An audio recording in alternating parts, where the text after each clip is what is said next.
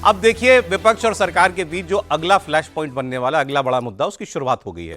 2027 की जनगणना को लेकर के क्या पॉलिटिक्स चल रही है। इस बार जनगणना के दौरान जातियों का सर्वे भी होगा, दिया गया कॉलम, उसमें आपको अपनी जाति लिखनी है। लेकिन जातिगत जनगणना के तरीके पर कांग्रेस ने सवाल उठाया, बल्कि एक सेंस में सवाल उठ गया कि क्या यह जाति जनगणना है भी। कांग्रेस ने पहले तो यह सवाल उठाया कि जाति जनगणना में ओबीसी का कोई कॉलम ही नहीं है, ओबीसी का कोई खाना ही नहीं है, क्यों नहीं है। फिर पूछा कि गणना वाले फॉर्म में राज्यों के हिसाब से जातियों की लिस्ट क्यों नहीं है, ताकि वो जिस जाति का हिस्सा है उस पर जाकर के केवल टिक कर दें। आप केवल सीधे आप उनसे ही पूछ रहे हैं, लोगों से पूछ रहे हैं अपनी जाति बताओ और वही आप लिख दोगे, इससे तो कोई फायदा नहीं है। अब एक रिपोर्ट में दावा किया गया कि इस बार की जनगणना में जाति के साथ साथ माता पिता के जन्म स्थान और धर्म के बारे में भी जानकारी मांगी जाएगी। तो इसको भी इश्यू बनाया गया है। जयराम रमेश जो कांग्रेस के नेता उन्होंने नाराजगी जताई और कहा कि सरकार का मकसद नियत ही ठीक नहीं है, और उनको जवाब भी आया, वो मैं आपको दिखाऊंगा। लेकिन पहले ये देखिए कि कांग्रेस पार्टी क्या रही है। अखिलेश यादव जी का भी स्टेटमेंट है, वो भी कह रहे हैं कि इस बीजेपी की सरकार से उम्मीद करना कि ये ठीक तरीके से जाति जनगणना कराएगी, यही गलत है। जयराम रमेश जो बात लिख रहे हैं उसमें लॉजिक तो है।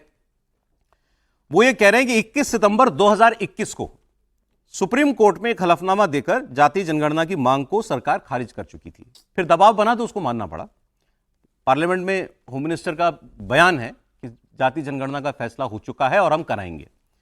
तो ये बता रहे हैं लेकिन कि पहले जब ये इससे सहमत नहीं थे मोदी सरकार, तो इन्होंने सुप्रीम कोर्ट में हलफनामे में कहा था कि 2011 में जो जनगणना हुई थी कांग्रेस की सरकार में, उस समय जातियों की कोई रजिस्ट्री तैयार नहीं की गई थी। बेहतर होता कि जातियों की रजिस्ट्री के लिए, जाति के चयन के लिए एक ड्रॉप डाउन मेन्यू दिया गया होता, जिससे कुछ सुसंगत डेटा उपलब्ध होता जिस पर भरोसा किया जा सकता। ड्रॉप डाउन मेन्यू मतलब उसी में खाना, उसी में ऑप्शन होते ओबीसी है, एससी है, एसटी है, जो भी वर्गीकरण करना है, और उसमें जाकर के लोग टिक कर देते कि मैं इस कैटेगरी में आता हूं। तो कांग्रेस कह रही है कि ये आपत्ति 2011 की जनगणना को लेकर के मोदी सरकार ने उठाई सुप्रीम कोर्ट में, और आज जो वो जनगणना करा रही है अपनी ही बात जो कही थी उससे वो मुकर गई, और इसमें वो ड्रॉप डाउन मेन्यू नहीं है। इसमें सीधे बस आप जो है पूछ रहे हो। तो निष्कर्ष वो ये बता रहे हैं, वो ये है कि अब जब अंत में ये जनगणना अगर मान लीजिए ऐसे ही हो गई, तो उस वक्त जो 40-45 लाख जातियां आ गई थी सर्वे में, जनगणना में 2011 में, वो इस बार भी होगा। तो उसी को तो मोदी सरकार ने कहा था कि वो गलत किया कांग्रेस सरकार ने, और आप फिर वही क्यों करने जा रहे हो। और अखिलेश जी साफ साफ कह रहे हैं कि ये सरकार नहीं करेगी ढंग से जाति जनगणना। सुनिए। देश और जितना पीढ़ी परिवार है वो जाति जनगणना चाहता है, और जिस तरह हमारे दलित समाज को बाबा साहेब भीमराव अम्बेडकर जी ने आबादी के हिसाब से उन्हें हक और सम्मान दिया है, उसी तरह सबका गिनती हो जाए और उसके बाद आबादी के हिसाब से हक और सम्मान मिल जाए। ये तो मांग होनी चाहिए। कोई डर के मांग रहा है, कोई खुले मंच से मांग रहा है, बस फर्क इतना है। और जिसको अगर चाहिए तो स्वार्थ के साथ नहीं मिल सकता कुछ, आपको वहां खड़ा होना पड़ेगा जहां मिलेगा। मैं किसी दल की बात नहीं कर रहा हूं, मैं एक सामान्य बात कह रहा हूं कि अगर आपको जाति जनगणना करानी है तो भारतीय जनता पार्टी से उम्मीद मत करिए। भारतीय जनता पार्टी से उम्मीद का मतलब यह है कि बमूल पर आप चौसा आम ढूंढ रहे हो। उत्तर प्रदेश की डिप्टी चीफ मिनिस्टर है केशव प्रसाद मौर्य। उन्होंने कहा कि जनगणना जितनी बारीक होगी कांग्रेस के लिए उतनी खतरनाक होगी। अब ऐसा वो क्यों कह रहे हैं इसकी बात हम करते हैं, बट कांग्रेस मोटे तौर पर यह कह रही है कि साहब आपने हमारी जनगणना में जो गलती निकाली थी, आप वही गलती खुद क्यों कर रहे हो। बताइए त्रिपाठी जी, ये बात भी हम कर चुके हैं प्रोग्राम में।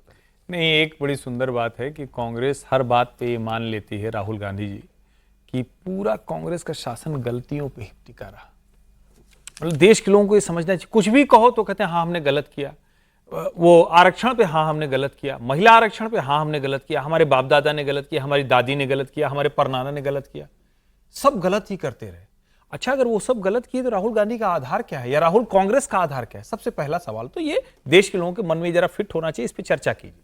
दूसरा, क्या हम मनुस्मृति के तहत जनगणना करा रहे हैं?